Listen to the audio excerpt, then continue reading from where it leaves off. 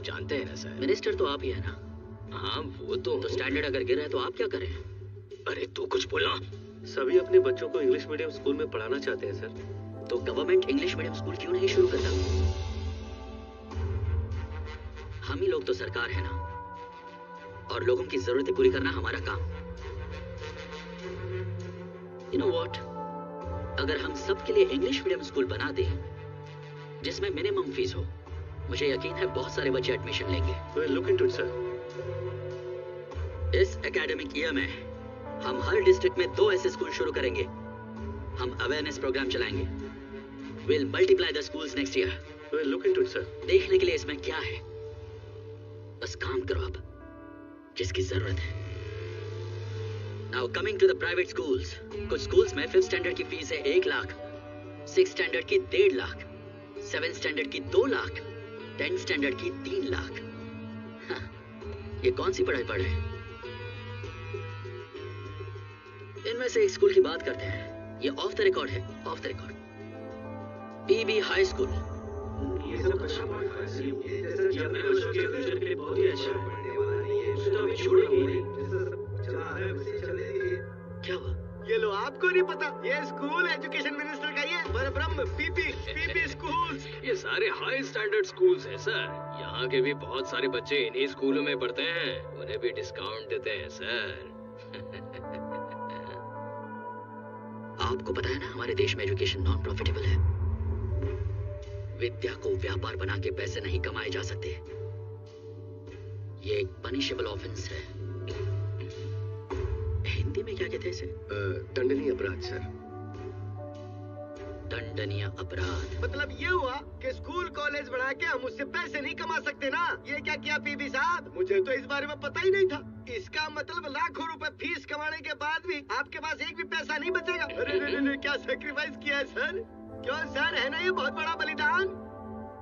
मैं इन सभी private schools की इंक्वायरी चाहता हूँ और एक फी रेगुलेटिंग कमेटी बनाता हूँ, and I will personally monitor this. इस बात को मानते हुए कि एजुकेशन हर किसी का अधिकार है, पर लोगों ने इसे एक बिजनेस मॉडल बना दिया है। मैं शपथ लेता हूँ, कोई नहीं बचेगा। आंध्र प्रदेश के मुख्यमंत्री श्री भरत ने आज अपनी पहली कैबिनेट मीटिंग में हिस्सा लिया। अलग अलग विभागों की कार्यशैली पर सवाल उठाते हुए उन्होंने एक प्रभावी कदम उठाने का फैसला किया। उन्होंने प्राइवेट स्कूल और कॉलेज जो मध्यम वर्ग पर भारी बोझ डाल रहे थे, उन पर कड़ी नजर रखने का आदेश दिया है। उन्होंने नई शुरुआत की बात की और सरकारी स्कूल पर ध्यान देने को कहा है। राज्य में जो भी स्कूल कॉलेज ज्यादा फीस वसूल कर रहे हैं, सरकार द्वारा निर्धारित नियमों के पालन नहीं कर रहे हैं, ऐसे बहुत सारे कॉर्पोरेट स्कूल और कॉलेज बंद करने को कह दिया गया है। सरकार ने उनके खिलाफ केस फाइल किया है। भेजे गए हैं। इन नियमों के अनुसार ये नए सीएम काफी सिंसियर भी लगते हैं अनादान। वो अपनी तरफ से हर मुमकिन कोशिश कर रहे हैं एक सार्थक बदलाव लाने की। ये लोग तो ऐसे दिखाते हैं बेटा, पॉलिटिशियंस का कोई भरोसा नहीं। फैसले लिए हैं ताकि आम जनता को फायदा पहुंचे। इतनी बड़ी आबादी वाले देश में जहाँ ज्यादा लोग मिडिल और लोअर मिडिल और पुअर क्लास से संबंधित हैं, मैं समझता हूँ एजुकेशन का प्राइवेटाइजेशन बहुत खतरनाक है देश के विकास के लिए। हम खाना खाएं या ना खाएं, पर एक एक पैसा जोड़ के अपने बच्चों को पढ़ने के लिए कॉन्वेंट स्कूल भेजते हैं। अब अगर गवर्नमेंट स्कूल में अच्छी पढ़ाई होने लगेगी ना, तो हमारी जिंदगी बदल जाएगी। हमारे चीफ मिनिस्टर ने बहुत अच्छा निर्णय लिया है। उनको इस फैसले पर अटल रहना है और इन सब पर अच्छी नजर रखनी है। We are with you on this sir. Good morning sir. मैंने रिसर्च टीम रेडी कर ली जैसा कि आपने कहा था, और उन्हें एक रूम भी अलॉट कर दिया, तो उन्हें मिलने के लिए बुला लूं? नहीं, मैं आता हूँ। Good morning sir. Morning sir. Please.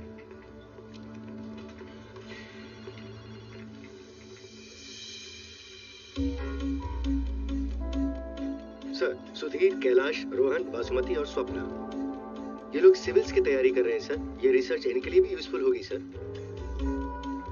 Sir. हाँ? Please sit down.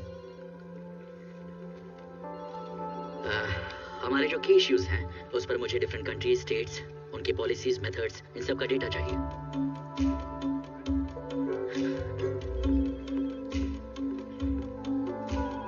सर, यहाँ हाई स्पीड इंटरनेट कनेक्शन है ना? हाँ सर। इन्हें ओल्ड रिकॉर्ड्स भी देना। Sure sir. इनके पास आईपैड्स हैं? मैं अरेंज करता हूँ सर।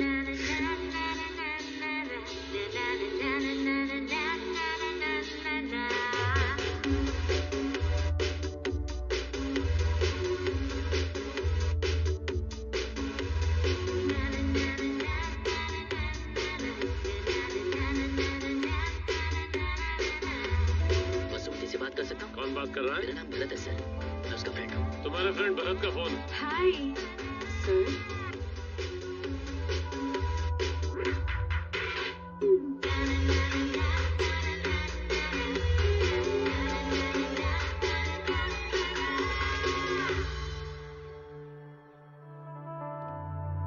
मैं इस साल 4500 मेगावाट पावर स्टेशन के बड़े प्रोजेक्ट की प्लानिंग कर रहा हूँ डैड। सर, CBCID से कुछ लोग आपसे मिलने आए हैं।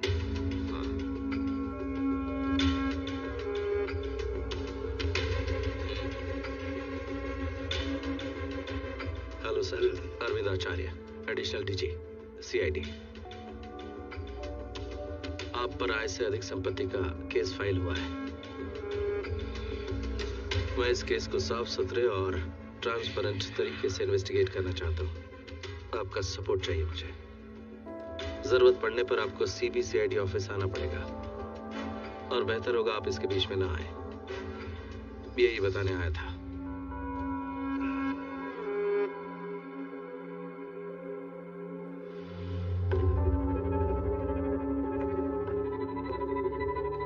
इन्वेस्टिगेशन के दौरान मेरी परमिशन के बिना तुम शहर छोड़ के नहीं जा सकते। 1-2 दिन में कोर्ट का ऑर्डर मिल जाएगा। See you soon.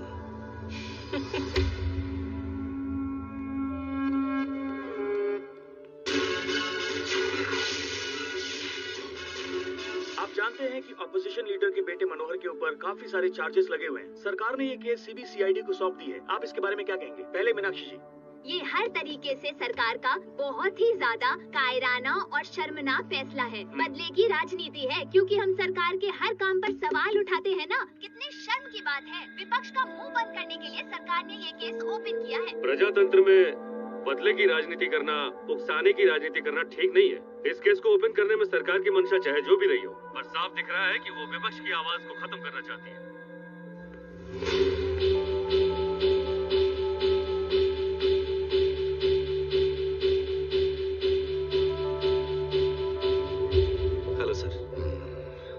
कहाँ तक पहुंचे? सर, वही ऑपोजिशन पार्टी के बेटे वाला केस इन्वेस्टिगेशन कहाँ तक पहुंचा? प्रोग्रेस काफी अच्छी है सर। कुछ इंपॉर्टेंट एविडेंस हाथ लगे हैं। हम पूरी कोशिश कर रहे हैं कि अगली सुनवाई तक जजमेंट भी आ जाए। नाम क्या है तुम्हारा? अरविंद आचार्य। हमारी एक रूलिंग पार्टी है। अगर ये सब कुछ अपोजिशन पार्टी की फैमिली के साथ होगा तो लगेगा कि हमने उनके साथ षड्यंत्र किया है। बेकार में हमारी पार्टी की बदनामी होगी, जो हम नहीं चाहते। सर, सरकार की तरफ से हम पर कोई दबाव नहीं है। हम ये केस बिना किसी भेदभाव के इन्वेस्टिगेट कर रहे हैं। मैं जानता हूँ, लोग नहीं जानते। केस बंद कर दो। हम अपना फर्ज पूरा कर रहे हैं सर। गुनहगार को सजा मिलनी ही चाहिए।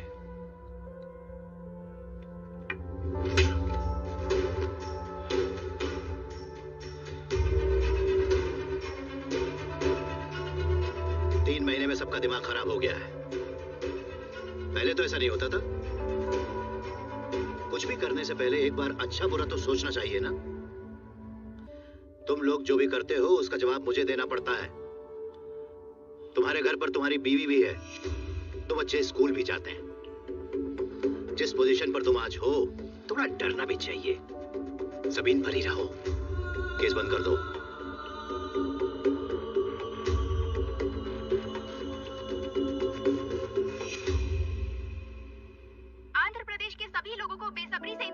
ऑपोजिशन लीडर के बेटे मनोहर के केस में क्या फैसला आएगा। हम बता दें कि हाई कोर्ट ने अपने फैसले में उन्हें क्लीन चिट दे दी है। अभी खबर आई है कि इस केस के इन्वेस्टिगेशन कर रही CBCID अदालत के सामने सजा दिलाने के पर्याप्त सबूत पेश नहीं कर पाई। अदालत से बाहर आते हुए ऑपोजिशन पार्टी मिनिस्टर के बेटे बहुत खुश दिखाई दे रहे हैं। उन्होंने बताया कि ये इंसाफ की जीत है। इंसाफ की जीत हुई, प्रजातंत्र भी जिंदा है। पहले कोर्ट में न जाने कितने केस पेंडिंग पड़े हैं। क्यों इस केस में टाइम बर्बाद करना? उन्हें पता था वो हार जाएंगे। केस को फाइल करना सरकार की बेवकूफी है। कितनी बड़ी बड़ी बातें कर रहा था। ये काम ऐसा होना चाहिए, वैसा होना चाहिए, पता नहीं कौन सी बात कर रहा था। सारी बातें कहाँ गई? ये भी पहले वाले मुख्यमंत्री जैसा निकला।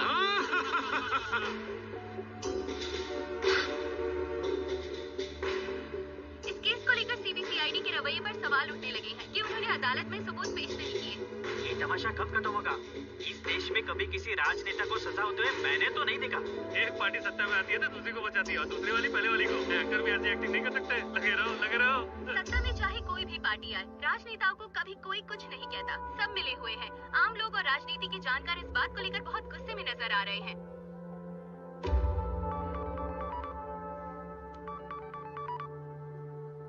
हेलो।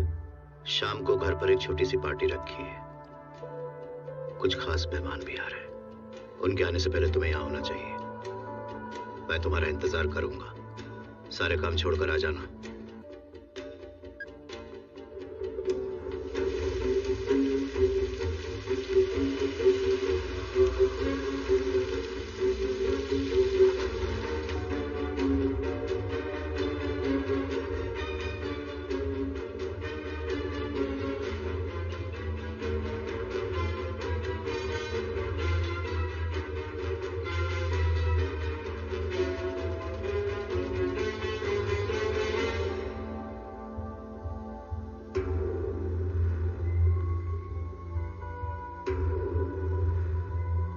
जब आपने खास मेहमानों की बात की तो मुझे लगा कोई इंपॉर्टेंट काम होगा, इसलिए बुलाया।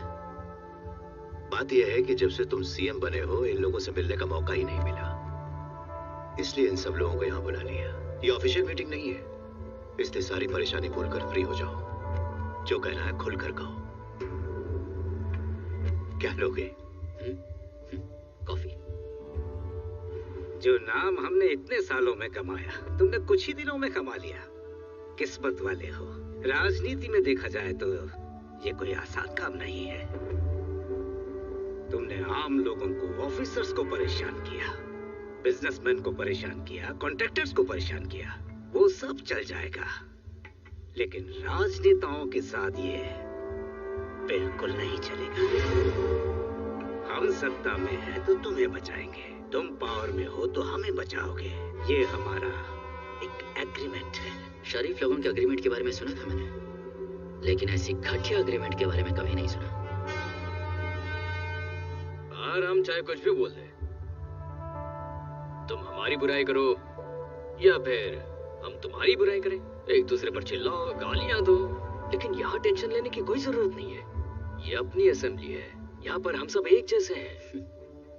सारी जनता एक तरफ है और हम लोग दूसरी तरफ हैं।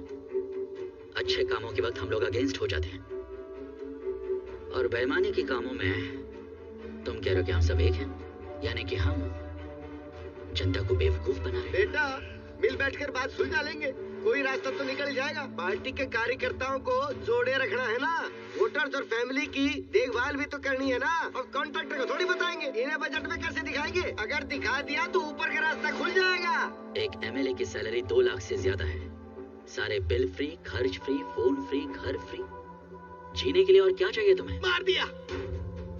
सैलरी पे जिंदगी बिताऊं? एमएलए एमपी अब क्या सैलरी पे जिंदा रहेंगे? यदि देखने से पहले मैं रिजाइन न कर दूं?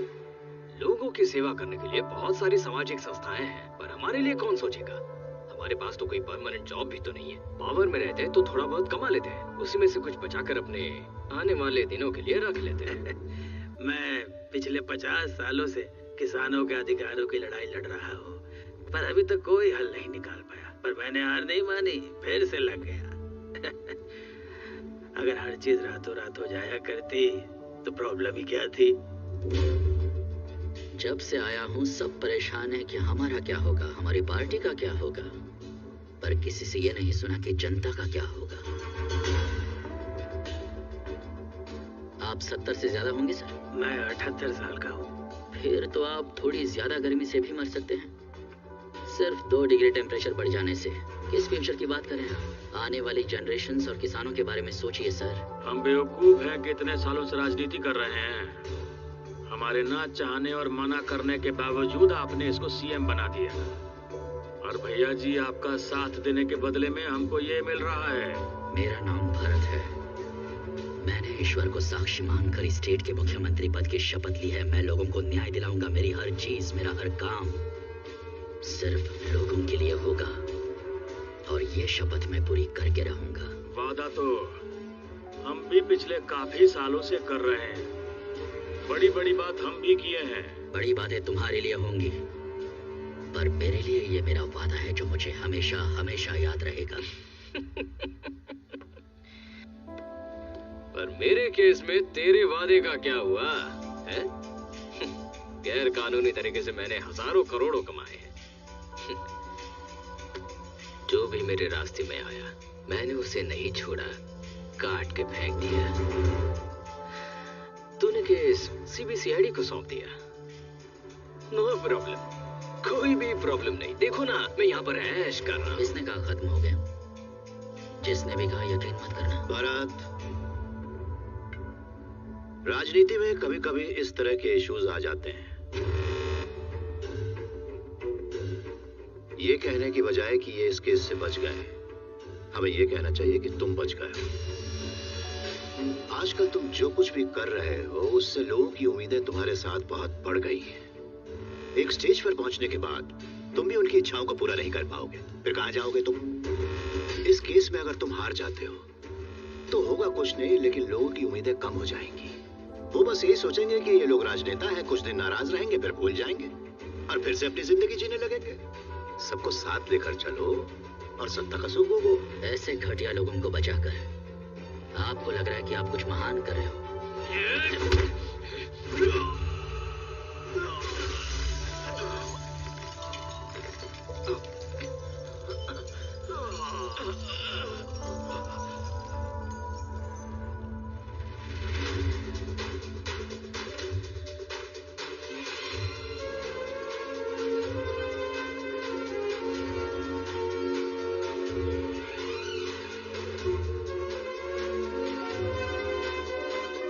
राजनीति में कदम रखने से पहले वहां की जमीन टटोल लेनी चाहिए। तुम तो यहाँ रखे शीशे की टेबल भी नहीं देख पाए। क्या हुआ? कुछ नहीं। वो नशे में गिर गए थे। जाओ तुम जाओ। मर्द उसे कहते हैं जो अपनी जबान का पक्का हो, अपने वादे का पक्का हो। ये मेरी माँ कहा करती थी।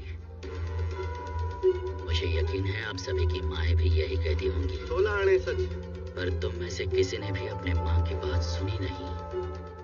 तो मैं तुम्हें ऐसा इंसान बनाऊंगा जो अपनी जबान का पक्का हो।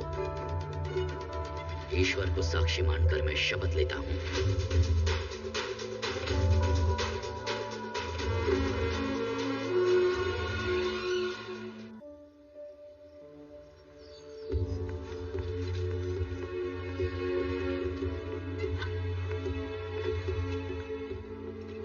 सर, यूरोप के बजट से जुड़ी सारी डिटेल इस फाइल में है। ऑपोजिशन लीडर के बेटे वाले केस को लेकर पिछले एक हफ्ते से न्यूज चैनल जिस तरह आप पर इल्जाम लगा रहे हैं, we all really felt bad, sir. गलती मेरी है। यहाँ का सिस्टम कैसे काम करता है ये जानकर मुझे काम करना चाहिए था। इट्स ओके, आगे संभल कर काम करेंगे। सर, पिछले 3 दिनों से कुछ स्टूडेंट्स आपसे मिलना चाहते हैं। शायद अपॉइंटमेंट नहीं लिया है। सिक्योरिटी ने उन्हें मना भी किया, पर वो आपसे मिलने की जिद कर रहे हैं सर। नमस्कार सर। नमस्कार सर। हम लोग बहुत दूर एक गांव से आए हैं सर। पूरी दुनिया बहुत आगे बढ़ चुकी है सर, पर हमारे गांव की हालत वैसे की वैसी है। आपकी पार्टी का एक नेता है दामू, उनका भाई हमारा एमएलए था। कुछ समय पहले उनकी मौत हो गई थी और इसलिए बाई इलेक्शंस डिक्लेयर हो गए। और इस बार भी टिकट जो है वो उन्हीं के बेटे को दिया गया है सर। हमने सोचा एक बुरा इंसान चला गया, पर अब उसी फैमिली का दूसरा इंसान आ रहा है सर। अपनी परेशानियां बताने के लिए 3 किलोमीटर जाना पड़ता है और वो रास्ता भी खराब हो गया है सर। और अगर हम पहुंच भी जाएं और अपनी परेशानी बताएं तो भी कोई फायदा नहीं है सर, वहां कोई नहीं सुनता। और अगर कोई उन पे गुस्सा कर देना सर, तो ये बात तो तय है कि वो इंसान रात को घर वापस नहीं लौटता सर। इन सब की फैमिली के साथ ऐसा हो चुका है सर। वो लोग भी अपने गुस्से पर काबू नहीं रख सके और जवाब मांगने चले गए। 4 साल हो चुके हैं सर और उनमें से कोई भी अपने परिवार में वापस नहीं लौटा है सर। उनके घर वाले अभी भी उनका इंतजार कर रहे हैं सर। गांव में जो सरकारी लोग हैं वो हमें किसी भी पॉलिसी का फायदा नहीं लेने देते सर, चाहे पैसा हो या अनाज। हमारी जिंदगी जैसे एक अभिशाप बन गई है सर। हम वहाँ उस इलाके में मर मर कर जी रहे हैं सर। बस आपको देखकर एक छोटी सी उम्मीद मिली है सर। हम इतनी दूर चलकर आपके पास अपनी परेशानी बताने आए हैं सर। पार्टी के बारे में, इलेक्शन टिकट के बारे में मैं कुछ नहीं जानता और तुम्हें इतना सब कुछ पता है, तो तुम क्यों नहीं इलेक्शन लड़ते? मैं कैसे इलेक्शन लड़ सकता हूँ सर? तुम अपने गांव के बारे में जानकारी रखते हो, अपने लोगों को